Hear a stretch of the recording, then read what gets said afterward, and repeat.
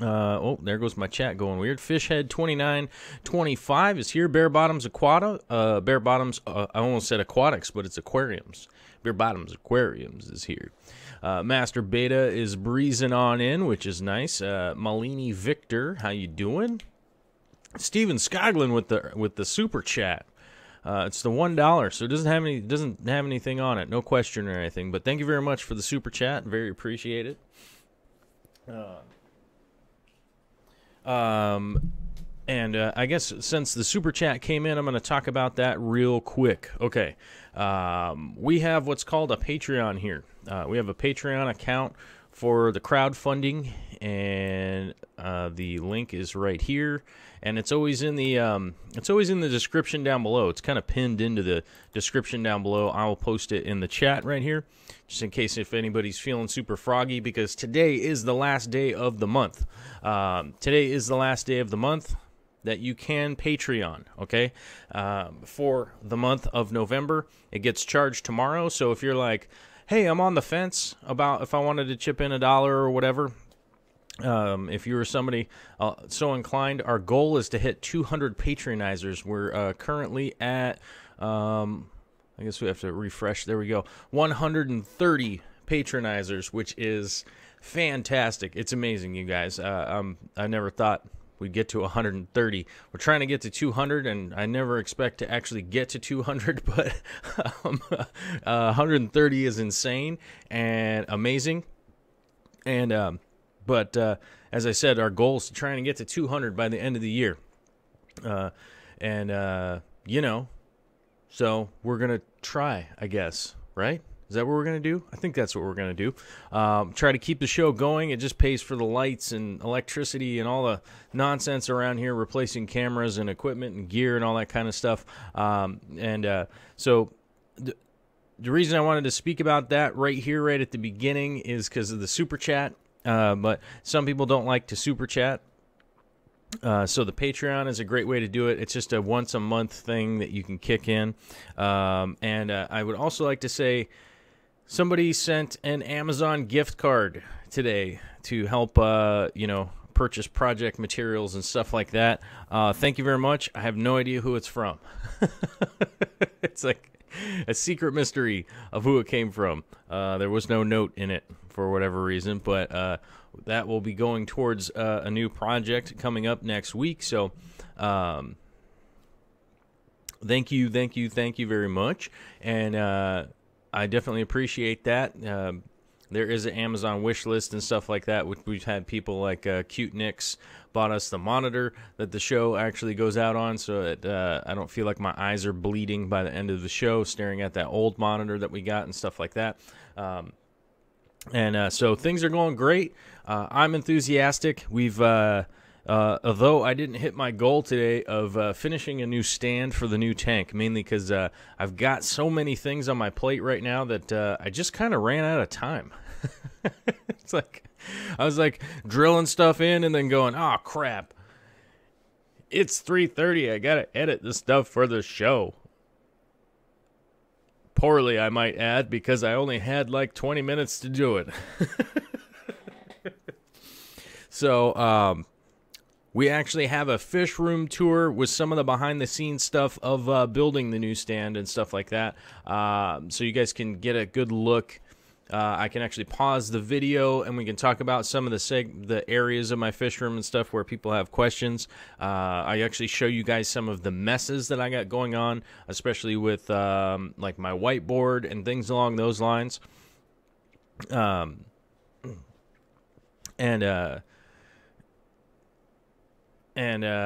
of that stuff and all the things that go on kind of behind the scenes that you guys don't normally get to take a look at.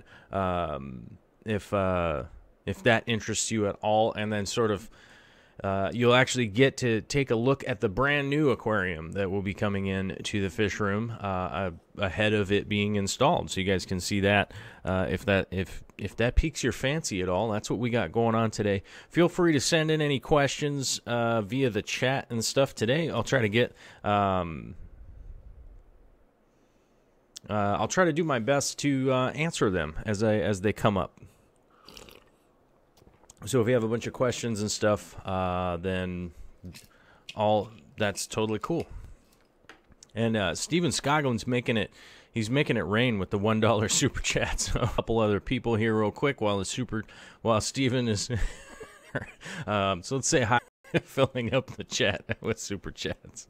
V Stag is here. How you doing? Susan from SLC Aquatics. How you doing? I think she has some live streams coming up. Susan from SLC Aquatics.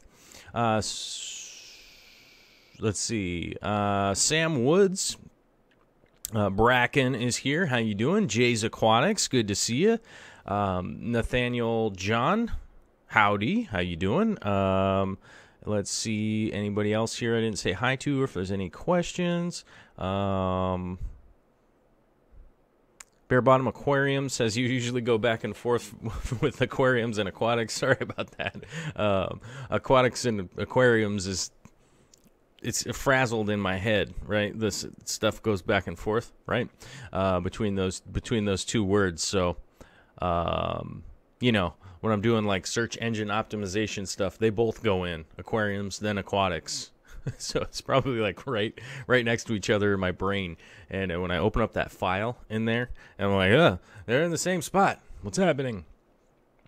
Nathaniel John watching while prepping for dinner tonight. Right on. I got to get on some. I'll have to do that after the show here.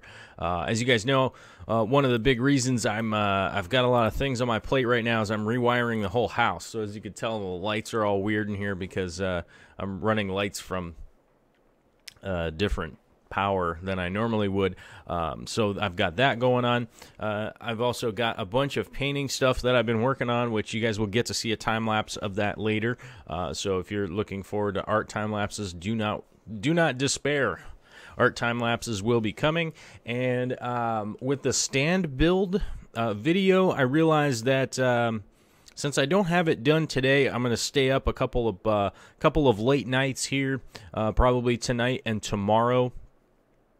Or probably I'll stay up super late tomorrow night and get all the editing done so that I can actually just put out a Saturday video for you guys. That's, as you guys know, I've been trying to get out the weekend videos to you guys as best I can, just trying to make time. I got to pay bills, you guys. I got lots of bills to pay, so I'm trying to pay them and do all that stuff, and still trying to figure out what's wrong with my insurance company after the car crash. So every stupid thing I've been doing has just been taking an excessive amount of time. So as I said earlier, I didn't get the stand build done today, but feel free to ask any questions about building your stand if you want. Steven Scogland with, he's making it rain dollar bills today, I guess. Sam Woods, hey Joel, did you hear about the guy who didn't pay his exorcist? He was repossessed.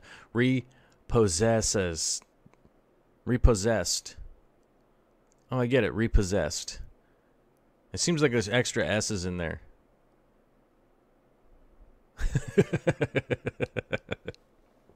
It's pretty good, though. I like it. That's a dad joke for sure. Glass Boxes is here, and Kyle Grove, first time over here. Well, hey, thanks for coming out. Stoner Kivo 420. I have questions about plumbing the big fish room. Okay, which big and air pumps plumbing? Oh, okay. Yeah, we can get into air pumps plumbing and stuff like that. I don't think I have any video for that, but we'll see what I got going.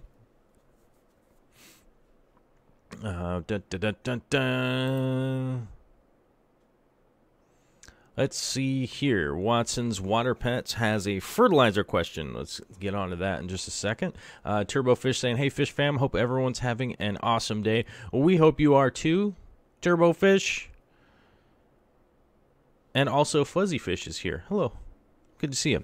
So Watson's Water Pets was asking, hey, Joel, I started using liquid ferts last week, Easy Green, and my wisteria turned brown along the edges of the leaves, and they're curling. I used 4 pumps in my 40 breeder. Was it too much, you think? Oh, hold on a second.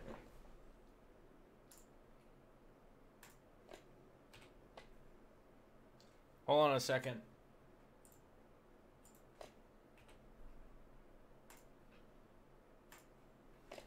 Sorry, my other computer was doing stupid stuff, so sorry about that. So let's see. So your wisteria turned brown along the edges and the of the leaves, and they're curling. I used 4 pumps in my 40 breeder. Was it too much, you think? I don't think that would be too much fertilizer, personally, for a 40 breeder, because if I recall correctly, the Easy Green is 1 pump per 10 gallons. Which wouldn't be fantastic on some of my systems, because I would have to figure out like a measuring cup kind of thing, because the 240 I'd have to do, what, 30, at least like 30 pumps in there. And I'd probably get carpal tunnel off of pumping it that much, right? Don't talk like that. That's not advertiser friendly. Sorry. Bad jokes. Bad jokes and dad jokes today. But your wisteria turned brown along the edges of the leaves, and they're curling. That's really kind of an odd situation that you got going on, because with the edges of the leaves turning brown like that, that's typically a sign of something being coming up short, realistically.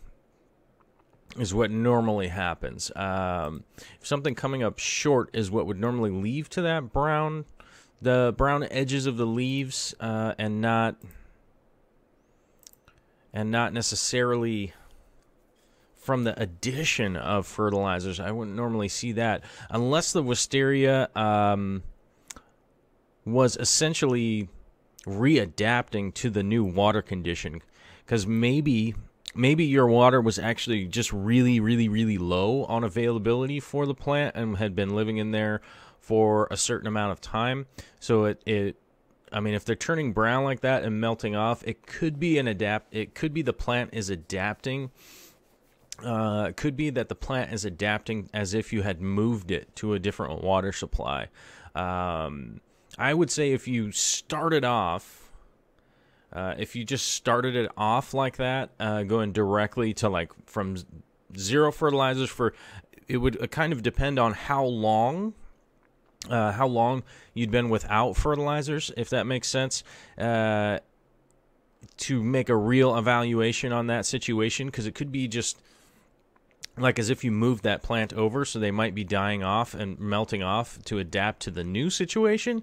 But I would always recommend that anybody that's going from no fertilizers to some fertilizers would be to start out your dosing very slowly. You definitely never want to just go from this really low baseline to boom, right? To right up to the top. So maybe with your situation, I would think about doing a couple of like 20% water changes over the next week to kind of dial that back a little bit.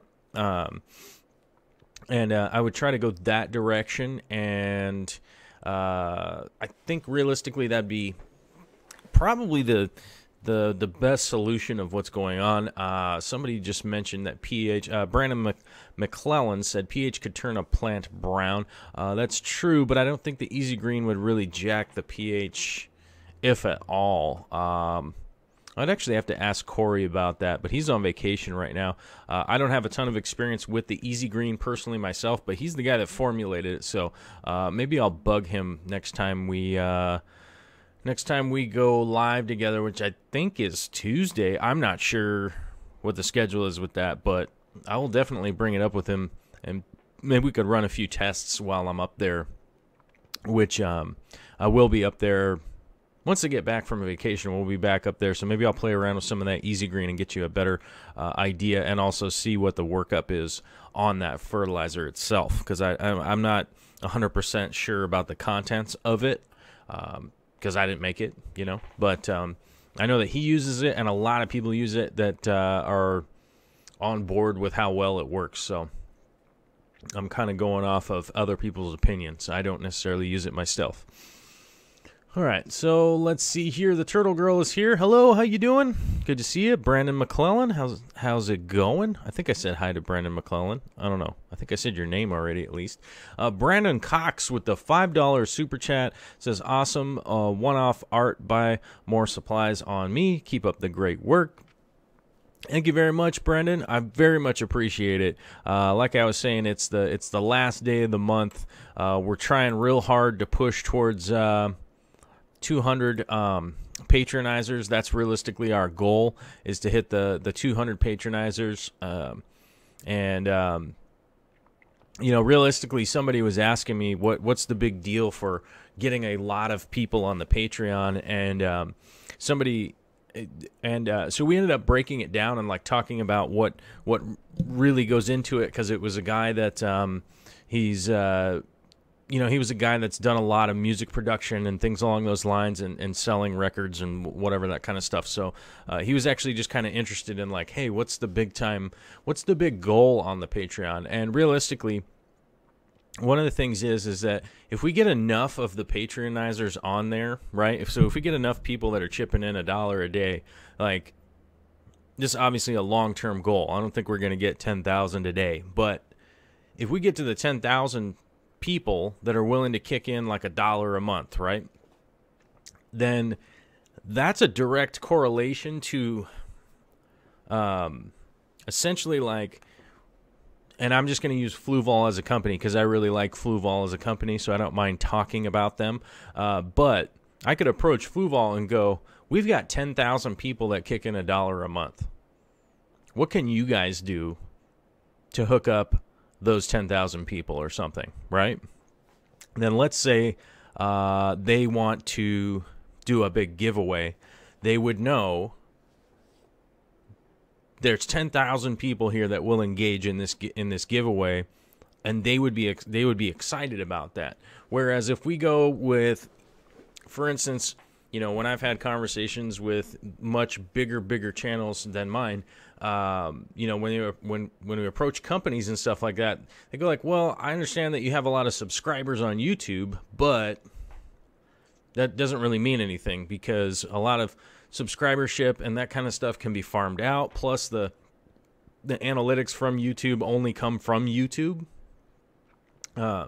So they don't really have like an actual number that they could verify. Whereas the Patreon is a verified, like, here's the people kicking in $1 a month, right? So there's no way to go, well, those people don't actually exist or something like that, right? So it's like, I could actually just go, yeah, here's all the people kicking in on the Patreon. That's exactly how many people it is. Check it out. So that's going to be one of the big things. And then people go, okay, well, what's the point of that? What, you think you're just going to be some kind of rich guy or something like that?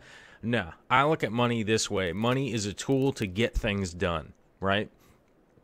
If the pool is bigger to be able to get things done, that means I can get more things done. That's the way that I look at it. As you guys know, the biggest goal on the Patreon there is to get the gigantic aquarium that I can actually take around the country, right? Take it, like, drive it down to Denver and be like, hey man, we'll be in Denver for 4 days with the giant aquarium. Come check it out. You kids can swim in it or whatever, So that's ultimately the long-term goal, and I don't know why I'm talking about it at super length, because I'm probably boring the life out of everybody. But that's kind of the thing with the reasoning behind it and that kind of stuff. So hopefully it just kind of makes a little more sense to people out there. We have some brand new patronizers from last night and today. Smut Sigdis with $1 Patreon. Thank you very much. Michael Moncour with $1.33. Very interesting. I like that. And Michael Faulkner has upped his from $1 to $5 and busted out with the Patreon pledge. Asking, and with the super chat, if I change my Patreon pledge today, will it be in time to take effect tomorrow? Here's to the podcast fund. Great work. Thank you very much. As you guys know, one of the podcasts is one of the big projects that we're working on too, so that Corey and I can do long format stuff, basically. That's the whole reason for being able to do the podcast, also to do these live streams. We want to be able to do more live streams. One of the things that one of the projects that I'm helping work on up in at the Aquarium Co-op. I'm driving all the way up there at least one day a week to help build out the new, basically the podcast studio, whatever he's going to call it, the podcast area, basically, so that it's a studio that we'll be able to get, like, we'll get guests to come in. We can cross-examine people that don't want to be cross-examined, and we can play, like, dun dun dun dun dun dun dun dun bow bow bow bow bow bow bow. Oh, right, that whatever that music is for that those detective shows or whatever, we could make our own. We could do it like that, and then just grill people, but we'd also like to be able to bring in guests and stuff like that. And as you guys know, it's pretty much impossible to, like, fly people in for free and things along those lines. So those are the big time projects that we're moving up on. In the meantime, this is kind of what we got going. I think the show here, I was looking at the show from like 3 months ago, 4 months ago, 5 months ago, 6 months ago, and I think it's much improved. It's still, if the floor is right here, I feel like I've improved it to, like, right here, and the ceiling is, like, the camera can't even pick up where the ceiling is. I think where the show is going to keep going. I'm going to keep working at it. I'm going to be eating top ramen for as long as I have to, all that kind of stuff, buying the second-rate vegetables and cutting off the bad parts and eating as best I can that way, and raiding my chicken coop out there for eggs so I get enough protein to get through my day, and figure out where I can get my coffee on a regular basis. But that's what I'm doing. I'm kind of living like a college student, and I'm almost 40 years old. So just gonna keep rocking and rolling, because all that money goes back into this whole situation here to produce a show and stuff like that. So let's get back to answering some questions instead of me being super vain and talking about my own stuff. David Linder 0987 was asking, so some plants I ordered came in pretty bad, lots of browning. Is it possible to regrow at all? It's Jungle Val, Ludwigia Dark Red, Pearlweed, and Amazon Swords. Thank you very much. This is a plant question. I love plants. Plants are like my favorite thing, except for the dogs and Victoria. And okay, I have lots of favorite things. I have lots of things that bubble up to the top, the foam of the latte, if you know what I'm saying. But your plants came in shipped. They are a little bit brown. Okay, so first of all, with the Jungle Val, I guarantee you it will brown and melt no matter what you did. I've taken it from a tank and moved it inside the tank. It's browned and died off and come right back. So Jungle Val will 100% melt, turn brown, get funky before it starts growing again. Do not despair. Ludwigia, whether it's a dark red, whether it's repens, whether it's narrow leaf, large leaf, small leaf, doesn't really matter. Ludwigia is one of my all-time favorite stem plants, and resilient as all get out. So if it has gone brown a little bit, do not despair either. You may have to do a little bit of trimming. If you have, like, the tops of the plants, just clip the brown stem bottom part off, plant it in the dirt. It'll grow, or in the dirt, sorry. Plant it in the substrate, and hopefully you don't have a dirted tank, right? Because everybody gets mad at me when I get mad about dirted tanks, right? Everybody gets super mad. Thumbs down, this guy. But do not despair with the Ludwigia, even though it is a dark red. And let's see here. Oh, Jeffro's here. Got to say hi to Jeffro real quick. Ryan Brown, Gary McClellan, and a couple other people. And I'll get back to some of those follow-up questions over there. But the only one that I would be slightly worried about would be the Amazon Swords. If they manage to somehow get browned, maybe something happened during the shipment, because Amazon Swords are almost like houseplants. You know what I mean? They're it takes quite a bit for them to get damaged. Pearlweed is pretty resilient. Also, the best advice that I can give with pearl weed is that if you have possibly a sump or somewhere that you can acclimate it and see if it will do okay so that you don't have to try to regrow it in the display, then I would go that route if you could. If you can't, if that's impossible, then the pearl weed I would just plant.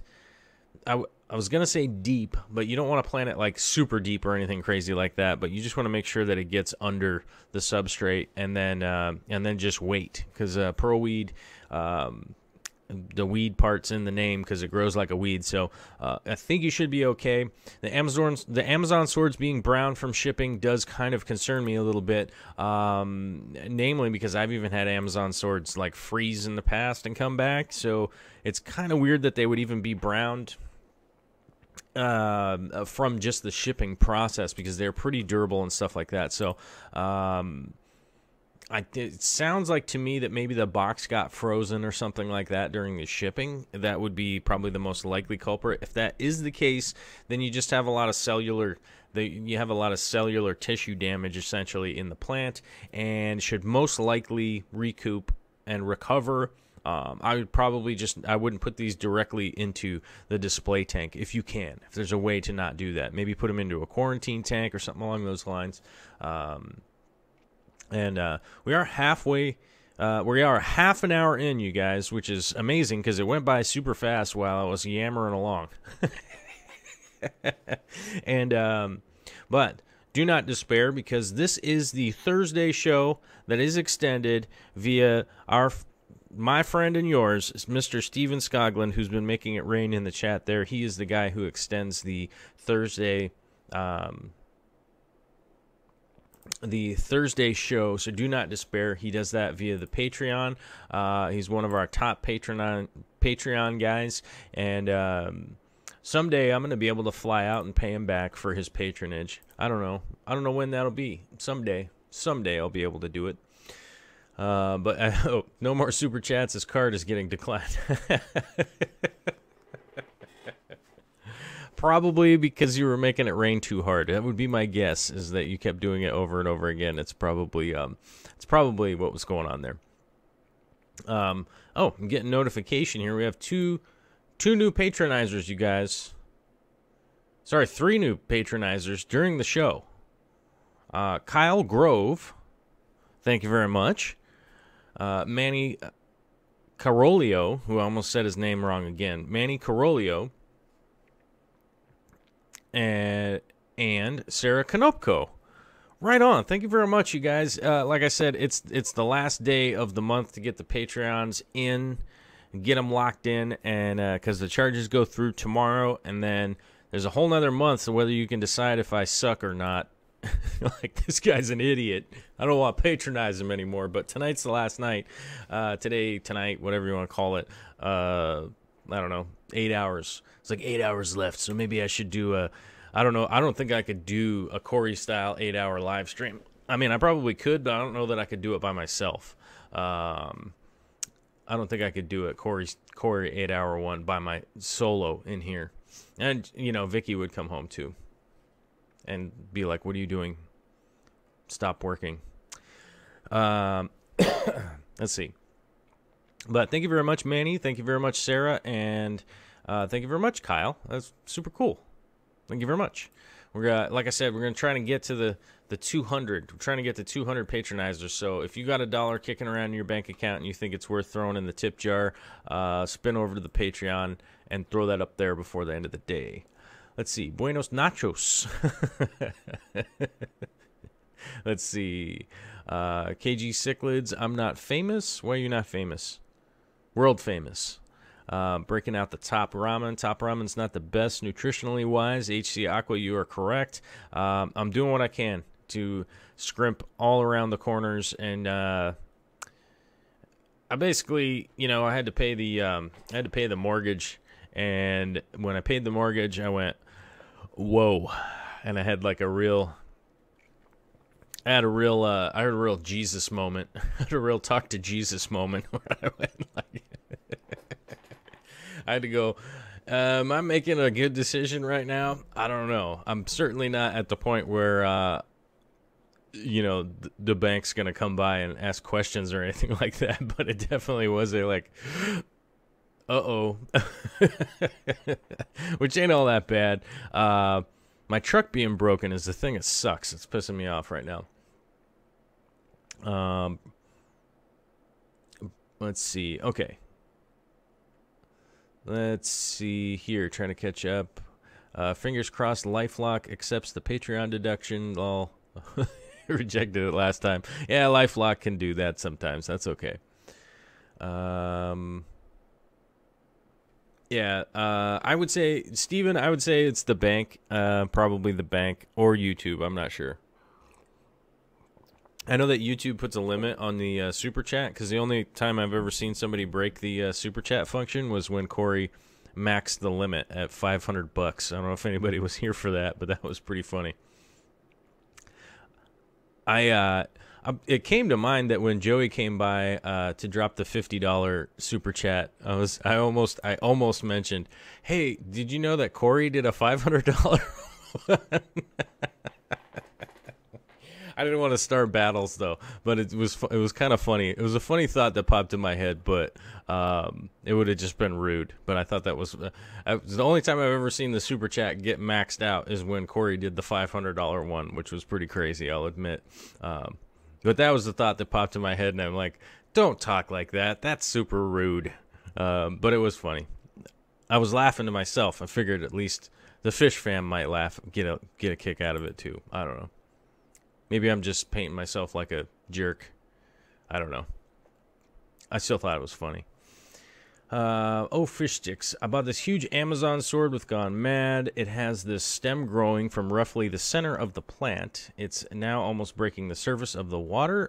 Bad thing? This is from a question from Turbofish. That stem growing roughly from the center of the plant is probably I would guess it might be flowering. I have seen them flower in the past. Some of the Amazon swords definitely flower. It might be flowering. Not a big deal. I wouldn't be too concerned about it. With Amazon swords, the thing that normally concerns me is where you put them in the tank, because they have a giant root ball once they start to grow in. Basically, their roots will take up this huge amount of space. Where they're from, the location where they typically grow in the environment, why they're called Amazon swords, because they come from the Amazon.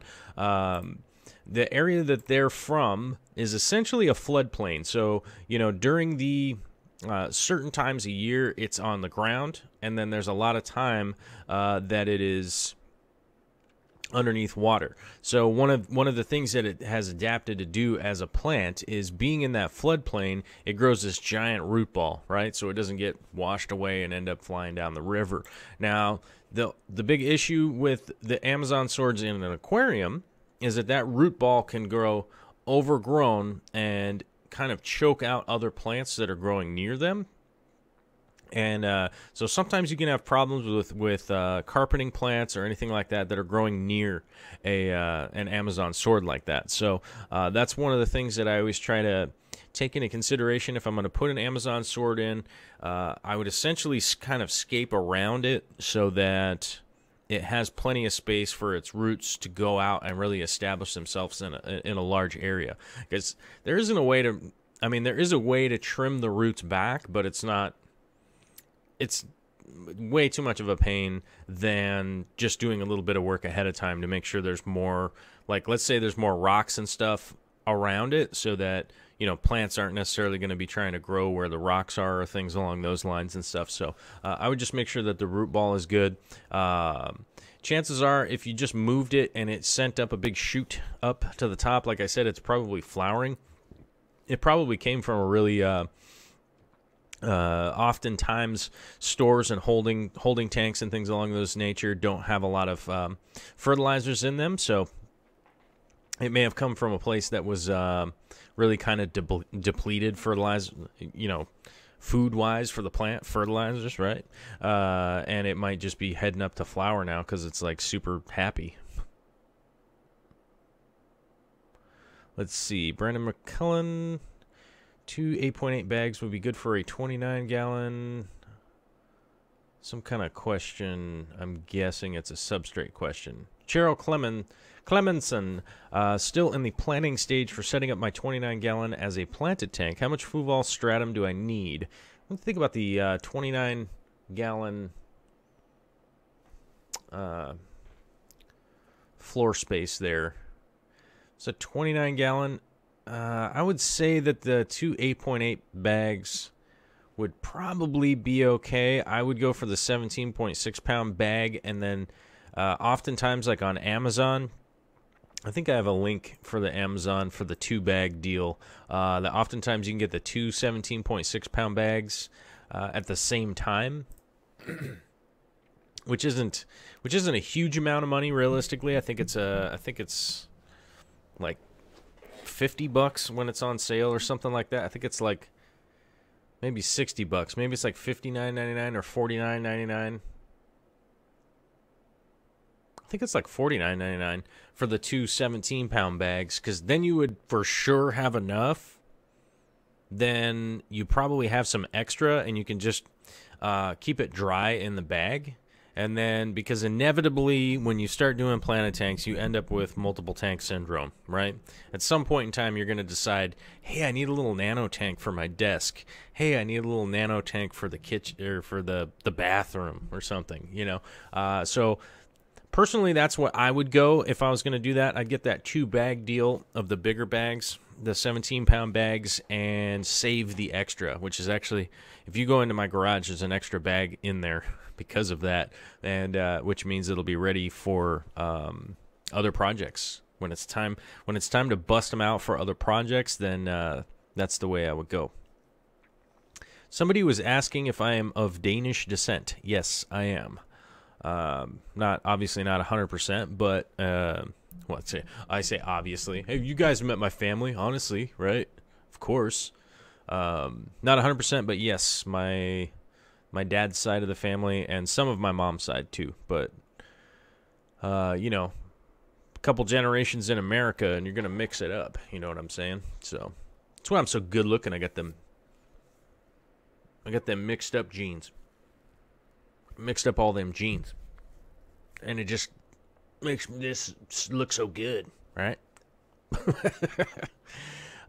Braden is watching. He said it's fish room topic. You can talk about anything from how hot or cold to keeping the room temperature and humidity, plumbing to fish tank size. I'm confused. Okay, Bracken. I don't know. I'm confused by the questioning over here. I don't know. I don't know. I'm confused. Confused by that question from the Stoner Bros and Braden. I'm not confused. Okay, he has a Jimmy. Who has a Jimmy?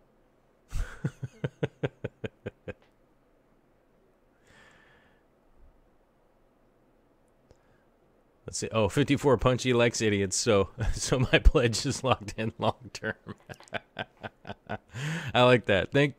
Thank you. If I'm your kind of idiot, then keep that Patreon pledge locked in. Thank you very much. And Manny Corelio just pledged $5. Awesome job, dude. Thank you. We're just gonna keep the shows rolling out and stuff like that. I'm about to go to the video segment. Larry Willis III just kicked in a $1 patronage. Thank you, man. Thank you very much.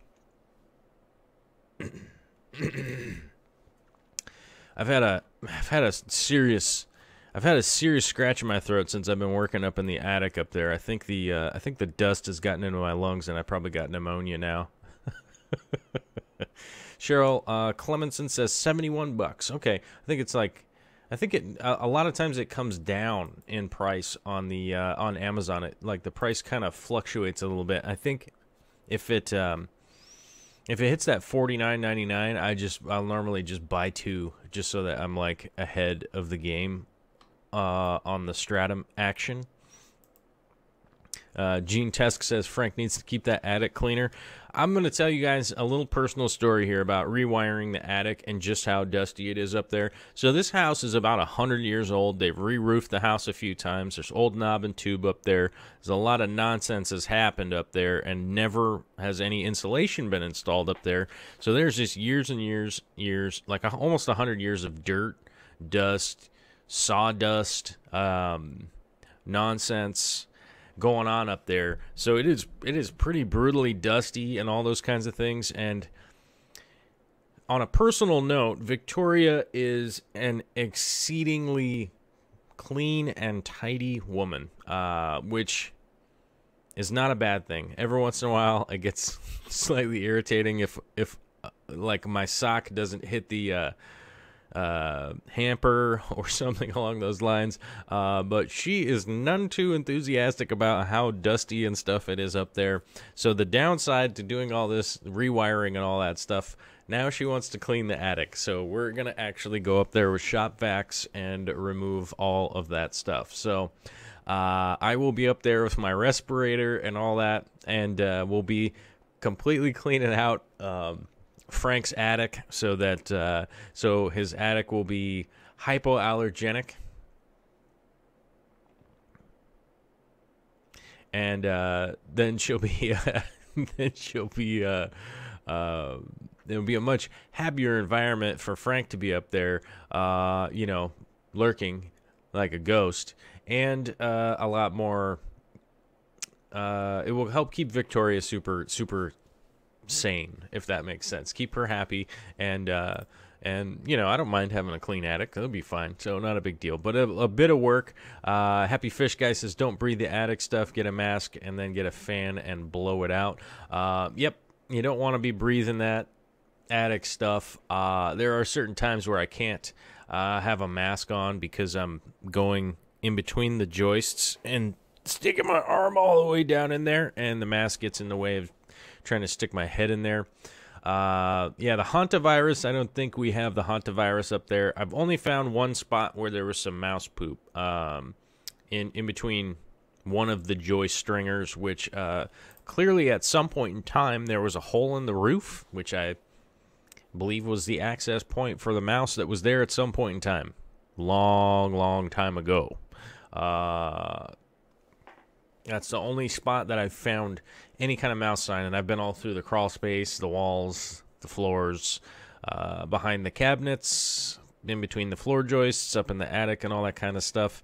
Marutu's asking, squirrel poops? Squirrel poops are bigger than mouse poops, so these were little, this was probably like a field mouse or something like that. I've seen some field mice out by the shop and stuff like that, so those are for sure live around here. So let's see, the fishy mailman, sorry I'm late. I've been going through the rigmarole that is health and dental insurance open season hell. That is where Victoria is, by the way. If people wonder what Victoria does, she does health insurance type stuff. She helps with Medicare, Medicaid. That's her dealio. That's what she do. So this is her by far busy time of year is open enrollment, which is happening right now. If you don't have health insurance, get signed up for it, because the window is closing. The window is rapidly closing, and you need to get signed up for your health insurance if you need to, if you don't have it, because you've got very little time. You've got very little time to get signed up. So just as a personal note, if anybody in America doesn't have health insurance, get signed up. You've only got like 10 days left, and you won't be able to do it until next year. Our glorious leaders, whatever you want to call them, have decided to shorten the exceedingly short sign-up period. So it is much shorter this year than it was even last year, when it was not long enough to get everybody signed up. So yeah, I should have known that the attic was clear. All right, so we're actually going to go to the quick fish room tour scene here, which also features the going to be updated fairly soon Patreon feed. All right, and I don't know what's going on here.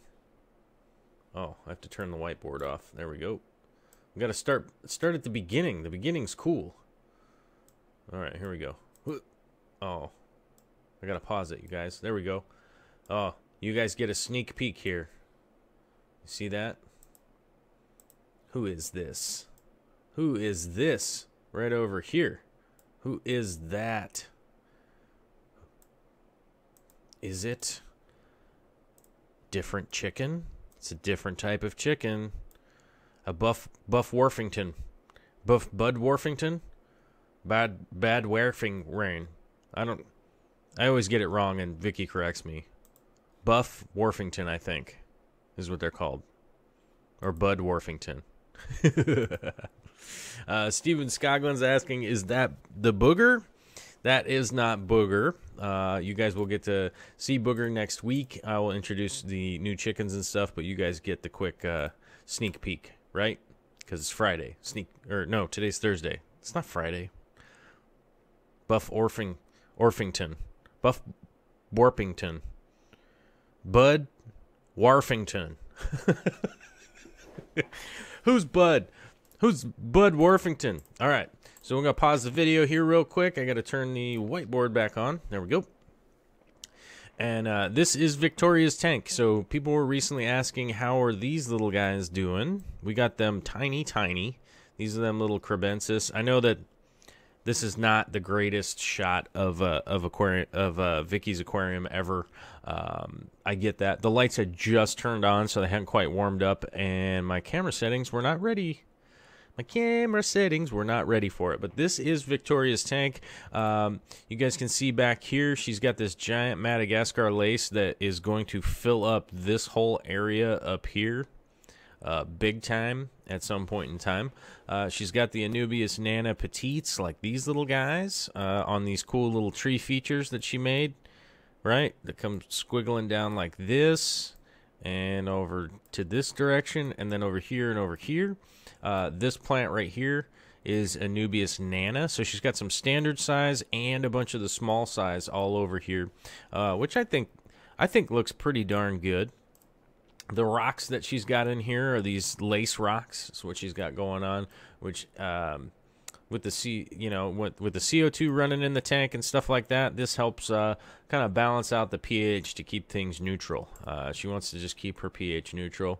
This is a giant Crypt Lutea that's growing completely out of control over here. She's got these red root floaters that actually don't have red roots on them. They're actually just growing green for whatever reason. Here's some. She's actually got some other crypts. She's got some Wind Deadeye Green and things along those nature. And I'm having a good time, drawing all these little red lines on stuff, which is fun. And this is a big thing of carpeting of Java moss here. It's a 75-gallon aquarium. She has crebensis. She's got those bright orange bristlenose plecos in there. She's also got vampire shrimp. She's looking to get some. She's looking to get some bamboo shrimps. And I can't remember what else she wants to get. Oh, she's got 4 velvet shrimp, blue velvet shrimps in there somewhere. Can't exactly tell you where they are. I have not been able to pick them out personally. That stuff on the front of the glass is actually scratches. There's really nothing to be done about the glass scratches. That really is, it's kind of prohibitive, just all the chemicals and nonsense and things going on. At some point in time, this is going to be replaced by a 120-gallon. That's what she wants in this spot. So we shall see what ends up in there. And you guys can see me waving around, right? See me waving my hand around. It sort of makes sense when you get down to it, because this whole feature right here in the middle of the floor is no good. And it's not really a feature, it is an obstruction, because you'll find out here in just a minute. But these 3 totes here, and I'll get closer with them in the video here. These 3 totes here are normally tucked away back over there, and are not normally in the middle of the floor. And this right here is actually the door that goes on the front of the 150 right here. I like this whiteboard. It's kind of fun. I wonder if I turn it. Oh, I gotta clear it. Okay, hold on. Clear whiteboard. Wait, why we're not connected? What happened? Hold on a second. The chat disconnected. Reconnect. Yeah, there we go. So those aren't normally a feature that are there right in the middle of the floor, but that's where it is right now because I'm staging an area for the space. All right, back to your guys' questions and comments here real quick. The Buff Orpingtons, yes, you have one. We now have 10 chickens, and we'll go to those. we'll get onto those next week. But yeah, they're pretty cool, and we're finally laying eggs again, and I'll be explaining that next week. If it was Friday, I'd be driving home from Virginia back to New Hampshire. All right, well, it's not Friday yet. Sorry, I got it in my head that it's Friday. It's Thursday. Where do you live so I can go steal that beautiful tank? Live in Tacoma, man. Live in Tacoma. Tacoma, Washington. Which no one calls it Washington. Only people not from Washington call it Washington. I'm going home to build mine. Oh, nice. Let's see. The Fishy Mailman. I've got it.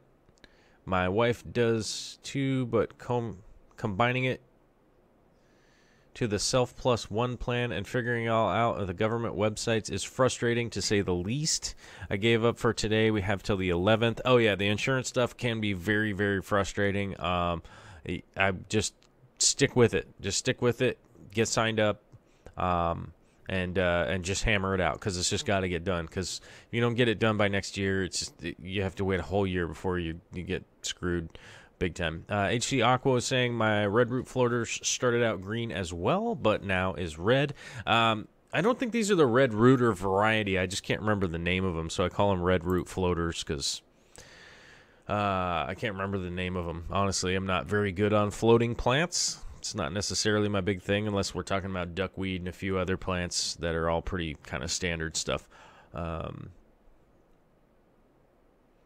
A lot of people talking about adding iron for the red root floaters. You could. There is iron in that tank, but I think that's the green variety. But most red plants do need a good amount of iron. The easiest way to add iron, in my experience, is getting some fluorite red, and basically putting that underneath, or adding some broken red clay pots. Generally, is one of the best ways to do it. Let's see. What is that octopus thingy? Oh, man, I got to go back. I got to go back to the octopus thingy real quick, you guys. Yeah, there we go. There it is. Okay, so this thing right here is my new net hook. So I'm going to have a net here, two nets here, two nets here, a couple more nets on that one, probably 3 more nets on that one, four more nets here. Okay, I need more of these octopus hooks. But this will be my new net hook, right? Right, which will be cool because you guys will see my net hook I use right now is a coat hook. It has no aquatic theme to it, but this net hook is a cool octopus, and it's badass, and I think it's fantastic. And Vicky found it at the store, and we got it, and it wasn't that much. I think it was like $4, maybe $5. I think it was like $4.99. So I plan on finding out who this company is, and maybe they make a couple other ones. So yeah, that's the company right there, is Young House Love. You could probably look that up. They probably make a bunch of cool, like, goofy things like that. So inadvertently, I got a shot of that, and it's pretty cool. But so let's move on in the video here. While the video moves on, I'm going to read your guys' chats real quick. Uh-oh, Steven Scoglin's got to work all weekend. Well, that's good, though. Get some money. This is the 150-gallon current... this is currently cherry shrimps, or Sakura cherries, whatever you want to call them. They're bright red cherries. They're fancy red cherries. fancy cherries. You guys also get a chance to look at my guppy here. I didn't really edit this video at all, so it just really is just raw footage, so there's a lot of glare in some of the shots. I'm not necessarily focused on things. You guys can see some of the lights from the other tanks in the glare. CO2 is still on, so I do have a little bit of bubbles floating around in the aquarium, and I did a water change earlier, so I kind of disrupted things. But that's the guppy that's going to be the father of them all. That's going to be the father of them all. Let me see if I can't get back. Let me see. Hold on. Oh, I got to go back a little bit further. I got him in frame really nicely at one point. Hold on. Yeah, that's probably good enough to give you an idea what he looks like. He's got this kind of blue body with this with a good black line in it, which means some Endler at some point in time is in his lineage. He's also got the weird tiger Endler tail and some other guppy features, but he doesn't have that super long tail that I don't like, and it's not oversized. He's got some really cool coloring, and I think this guppy's going to be a fantastic father for the whole entire colony. At some point in time, it's going to be... At some point in time, I'm going to have too many guppies, and I'll be able to go, this is the guy. This is the father that started it all. Back in the day, back in 2017, he began his colony on this earth. But otherwise, the 150, I'm pretty happy so far with the 150, how it's going. The jury's still out on the Monte Carlo. It has finally started to adapt. It's fully adapted and started to grow now. As you guys recall, it was growing outside in a bucket. It was growing outside in a bucket, so it was fully outdoor grown in a bucket outside. So that was kind of one of the big issues with waiting for it to adapt. This is the spot right here where the new cube tank is going to go. The new cube tank is going to go right here. The stand I'm building is actually going to connect right across here, right, and fill in this spot right here with a gap in between right here so that arms and things can go through over there. Did I draw something weird? Looks kind of like a weird bed. Maybe we'll just give it some eyes, right? And now it looks like a weird monster. There we go, smoking a pipe. Looks like weird Santa smoking a pipe. Yeah. Weird Santa smoking a pipe. Evil Santa. Evil Santa. There we go. So that's where the stand is going to go. That's where the stand is going to end up, and that's where the cube is going to go. And as I mentioned yesterday, the cube is actually like this really weird shape. So it's going to be it's a 62 gallon after I measured it internal and all that. And by the time we get to the end of the video here, you'll actually get to take a look at that aquarium itself. Here's the 240. Even from yesterday, you guys remember how cloudy it was from yesterday. Here's how cleared up it is today. I wouldn't say it's crystal clear, but it's pretty darn close. It's not absolutely crystal clear or anything like that, but it is pretty close. And so overall, I'm pretty happy with how the scape's going to come together and grow in from this next stage that it has reached, whatever you want to call it here. Maybe it's like kind of reached its teenage stage. Maybe it's going through puberty or something, and it'll definitely get there at some point in time. Looks like somebody started their live stream because 25 people just left.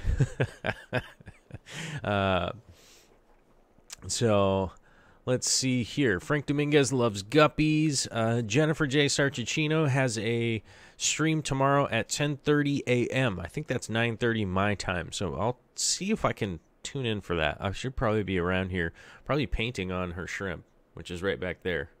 It's very sneakily back there. It's starting to look the way I wanted it to look, which is... And it just has taken way too long. And I'm sorry about that, Jennifer. It's my bad. It's my fault. I've just, there's these times where I just end up like I fall asleep, you know, and you know, it sucks. I'm asleep for hours and then I don't get any painting done.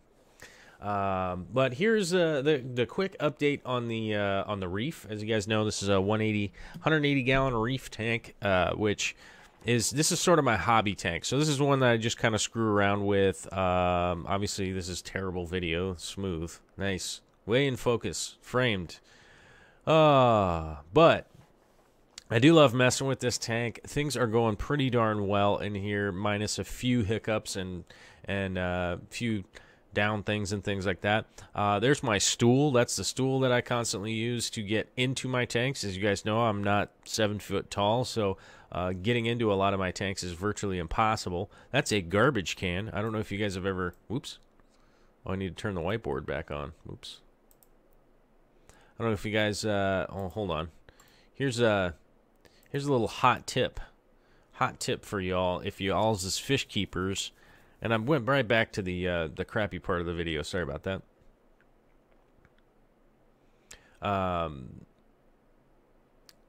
Well, come on. I thought, man, I went too far. I went too far in the video, you guys. Very, very unprofessional clicking buttons over here with this mouse. Ah. All right, here we go. Okay. Now I got to turn on the whiteboard real quick. There we go. So this garbage can right here is all garbage, but I want to give you guys a hot tip. If you guys go and get yourself like a recycling can like this is where all of my dirty rags go. All of my dirty fish tank rags end up in here. In this blue one. This is garbage. Recycling is elsewhere. But this blue can, and the reason why this blue can is fairly important for fish keepers, get an excess of towels and things like that. If you're using oftentimes the ones I use are painter ones, which are old cut up t-shirts and stuff like that, and I do cut up my old t-shirts once they get holes in them and stuff like that.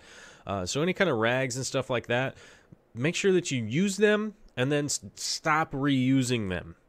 Just throw them in a specific container like this, and then just put them in the wash every week. I have a terrible bad habit of reusing towels over and over again, and there's just far too many problems with that. So this is just a little hot tip to get like a can like that. Oh, check it out! I got one right with me right now.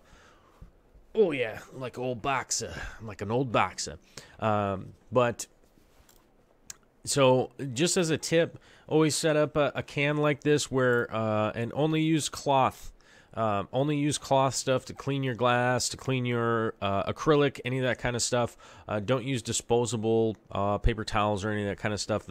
Actually, the wood fiber and paper towels and things will scratch acrylic, and it's just not that great. But just a little hot tip for you guys that you'll be able to keep things separated, and it keeps pretty easy to make sure that your things are in line.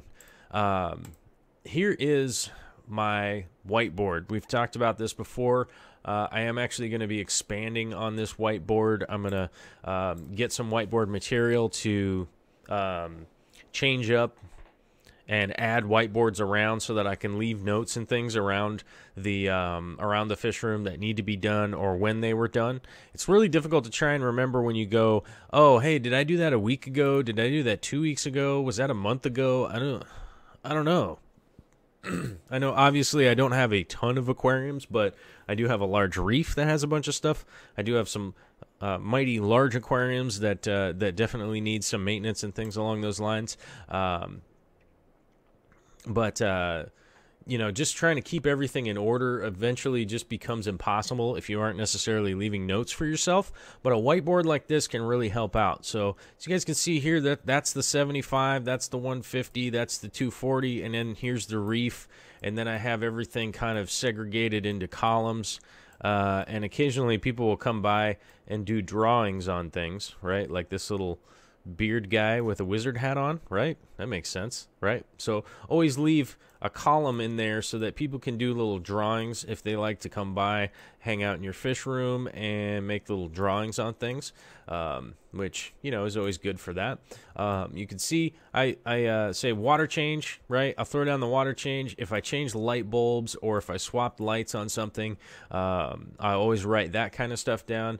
Charcoal, GFO, water change, when did I dose, certain things. It's very difficult to remember. Like if I dosed, like for instance, if I dosed magnesium or something like that, I would never remember what day it was. Like, oh, it was like a Tuesday 3 weeks ago. Crap, what day was that, right? So a whiteboard like this makes it really simple, and then I'll normally just erase it at the end of the month, because by the time the end of the month rolls around, it's pretty much time to start doing stuff anyhow. Or for instance, like with the water change, I'll just erase this part and then rewrite in the next time I do a water change or something along those lines, right? When the filter cleaning comes along, it's difficult for me to remember when I do filter floss changes, because I don't do them all at the same time. I only do them when they're needed. So it's kind of difficult for me to remember as if they were on a schedule or something like that. They're not necessarily on a schedule. So if they were on a schedule, that'd be great, but I'd probably just end up wasting a lot of filter material and stuff like that if that's what I was doing. Like if I was just saying, oh, it's just got to get switched once a week, I'd probably just end up wasting a bunch of stuff by throwing it in the garbage. And that doesn't seem like a great idea to me, because throwing that stuff away ahead of time means I'm throwing away money, which I don't have a lot of. But thanks to the patronizers, we might have a couple more bucks for some filter material by tomorrow, because today is the last day for this month. If you thought there was enough stuff in November, head over to the Patreon and kick it in. We've already had a bunch of people this show: Smutsig Disc, Mike Faulkner, Kyle Grove, Manny Carolio, Sarah Kanopko, Larry Willis III, Joe Andrioli. And Joe Andrioli was just, he put in my favorite number in the whole world, 555, the 555, 555. 3 5s is my favorite number, by the way, if anybody was wondering. We also had a bunch of people kick in just the last couple days, like Brad, Ivo Matthias, Chris versus Fish, Bracken Ward, Michael Moncur, Pamela Earlywine upped her action, Tesla Stuff upped their action, Richard Mateo, Carl Snow, Teresa Keys, and Sandman redid his whole account and everything. Thank you very much, you guys. Like I said, today is the last day.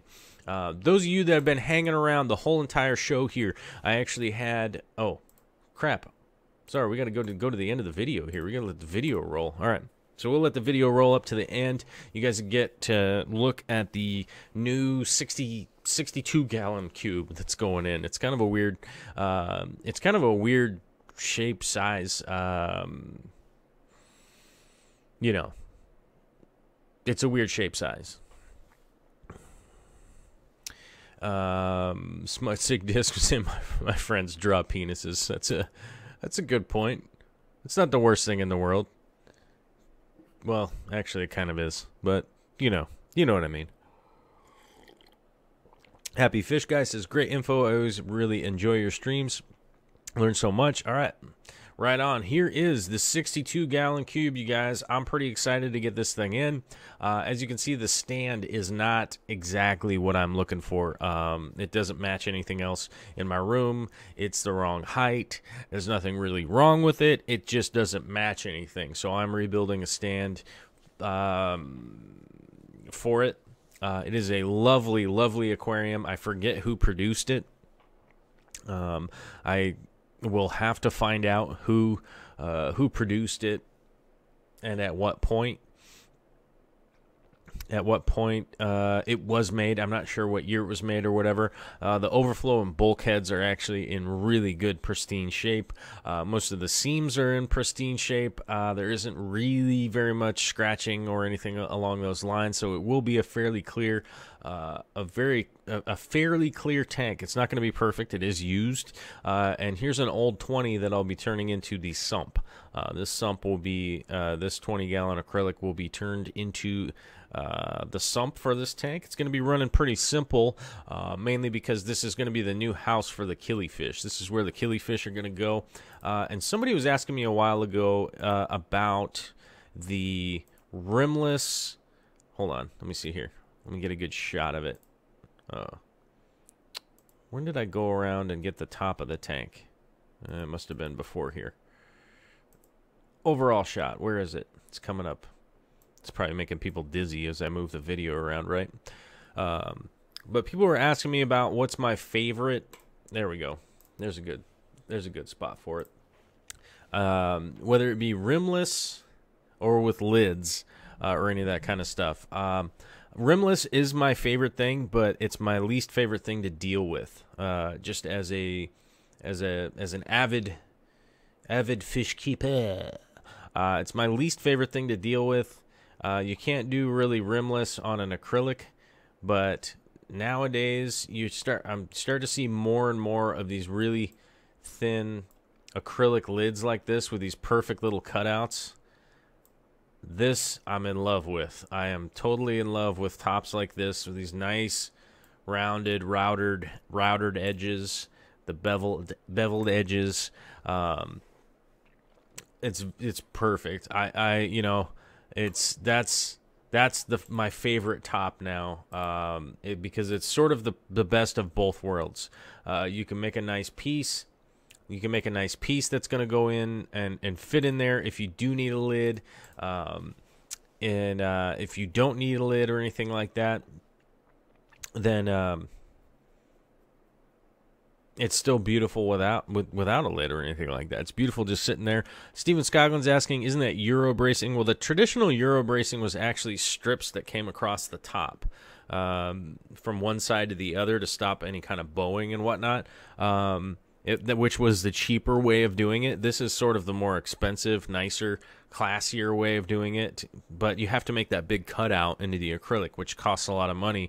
And the traditional Euro bracing was actually the glass cutoffs and acrylic cutoffs that they would just make like a 3-inch strip that went along the top to make sure that it didn't that it wasn't going to bow over time. So it's a little bit better version of the new acrylic tops that are going on out there. I really like it, and I'm sort of in love with it. I'm in love with just that single big opening in the top. It's marvelous. I love it. Hope to see more tanks like that in the future. Hopefully I'll be able to get my hands on them and work in them and do all that kind of stuff. So we'll see how that goes in the future, though. But we have reached the end of the show. We're 1 hour and 16 minutes in. And I got to say thank you very much for all the support, you guys. Hopefully I got to answering all of your questions. If I didn't, the easiest way, there are two ways that are the easiest ways to get a hold of me for the show. The fast lane freeway, the way that is free is to go to darkstararts.com and click on the email link at the bottom of the screen. It's joel@darkstararts.com. It's pretty did I even put it in? I'm not even typing it in. I'm not even typing it in correctly. What am I doing? There we go. Joel@darkstararts.com. That's me. You can email me for free. The other way to do it is to become a Patreon, a patronizer. You can go to the Patreon page. There's a community tab. You can even post pictures and all that kind of stuff in there. Of course, you can send me pictures or video or whatever over the to the email of your aquarium, or maybe like your filters running improperly or something along those lines. So there's a free way to do it. There's also the way to go to the Patreon, make your Patreon account, kick in $1. Then you can always throw it up there, and you can get a lot of people's opinions. A lot of good Fish Fam community tab for the win, as Mellow Moogle says right there. The community tab is super helpful. You could get a lot of help from a lot of lot of pretty experienced people that are pretty on it. You know what I'm saying? So that's also a helpful way to go about things. And then I can always address them in the show because I can do a pre-production. I can pre-produce some stuff to answer some questions instead of just rambling on like a psycho, which, you know, that's kind of one of the things I do. It's like one of my things, right? It's just rambling on like a crazy person. But that community tab is very helpful. And like I said, anybody watching this tonight, it's the last night. You got to get in there. Got to get in there for the November before the end of the month. Happy Fish Guy saying, wow, nice tools. Just wait. I got some videos coming out on those tools for sure. So look forward to that. All right. Eric Gone Mad was asking me a question earlier, and I wanted to address it here right at the end of the show. He had a concern about as the fish fam grows, as the fans grow, as the amount of people that we grow, how are we going to keep the fish fam together? I look at it this way. The bigger our family can be, the better. The more helpful it is, the more projects and experiments and all that kind of crazy stuff we'll be able to do. The bigger the fish fam gets, the more we can grow the fish fam, the more things can happen. I can remember just a short 5 years ago, 10 years ago, 15 years ago, 20 years ago, when you went out there and you may or may not wanted to get your hands on something like, for instance, some Ludwigia Red. You wouldn't be able to go get it. It wasn't at stores. There wasn't one out there that could help you. You couldn't even necessarily get an answer of where you wanted, where it came from or any of that kind of stuff. I honestly believe the bigger our community can get, the better it's going to be. The more people that are involved, the better. How do we keep that close-knit feel and stuff like that? Basically via being involved in the chat, being involved in the Patreon, being involved in the Facebook pages, being involved in Dark Star Arts, all that kind of stuff. There's a ton of stuff that goes into it, but there's people that come into the hobby, there's people that drop out of the hobby, and that's just the way it's going to be. But hopefully the fish fam will just keep growing and we can get more people in and keep doing more cool projects as we move on in the future. For instance, having gone to the aquatic experience in Chicago, there wouldn't have been any reason to go there 5 years ago because the aquatic experience wasn't there at all. There wasn't enough people, enough companies, enough stuff to be able to throw a big event along those lines. So that's kind of the way I look at it. The more events that can happen, the more things that can happen. And, a little while ago, we were actually talking about it that if we had 5 people that did an experiment, right? So let's say five of us went for the $1 a gallon sale. We went and got a 10-gallon aquarium. We put a certain substrate in it and some plants in it, and we set up to basically just test a cycle, see how long a cycle would take with our water from where we were at, right? And we all put the same thing in there, and we all tested with the same test kits and all that kind of stuff. There's 5 of us doing it. We could only really get a result after doing that for a long time, over and over and over and over again. Whereas, let's say we had 10,000 people all go do the exact same cycle test, we could get a huge result over a short period of time because we'd have all of this information from a whole bunch of people, right? So that's kind of the way that I look at it. I think we'll always stay a pretty close-knit group because it's pretty easy to recognize the people that are going to be involved like at the forefront and the people that just kind of want to hang out on the sidelines, which there's nothing wrong with either one. There's nothing wrong with being either one of those people. It's great to me. It's not really a big deal. So, some people don't necessarily want to play in the game. Some people just want to watch the game. I like to watch football. I don't like to play football, so that's kind of the way that I look at it. The more people we get involved, the better. The more information we can get, the better. The more sharing we can get, the better. And I think it's just heading in crazy upward directions. I got that Fluval Fresh and Plant 2.0 LED light That light would have never been developed if there wasn't a lot of people in the fish community and stuff like that growing plants and making a demand for that light to make those guys go produce that light. Otherwise, they wouldn't have produced it, and we'd still be going to the hardware store trying to ask the guy if he knows what light spectrum this bulb is. When the guy there is like, what's light spectrum? Right? So I see the evolution heading forward as entirely encouraging, exciting, and enthralling. You know what I mean? It's like just how many cool things happen on a regular basis as we move forward as a bigger group.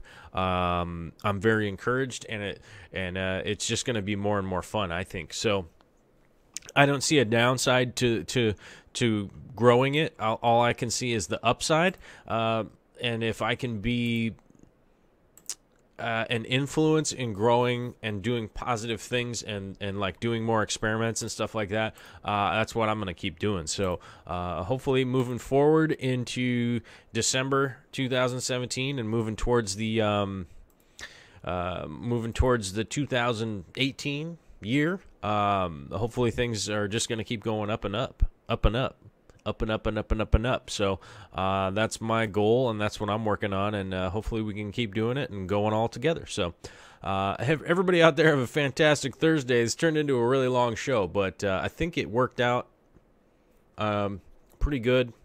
Thumbs up, A-OK, thumbs, yeah, metal, right? So I got all V for victory, peace, or whatever. I think I got all the hand signals in there, so everybody knows what I'm talking about.